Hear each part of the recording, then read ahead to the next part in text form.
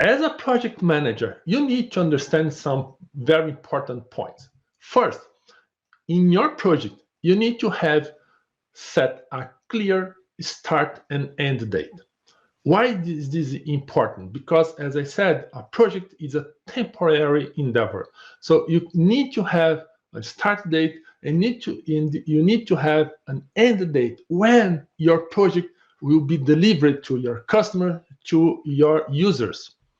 Second point is a project needs to create something new. When you define a project, it's because this product, service, or result have never been done before.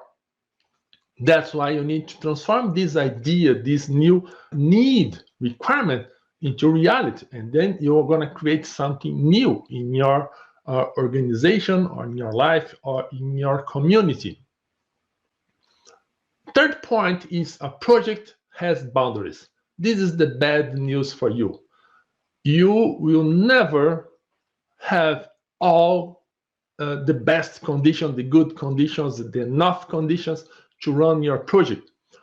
A project has always boundaries, which means that you're going to have limitations in your resources. You're going to have limitations in your time. You're going to have limitations in your quality. You're going to have limitations in your costs. So there's a lot of points that you need to manage, that you need to think about when you run a project.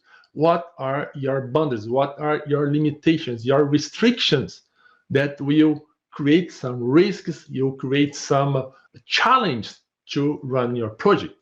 Another point is a project is not a process.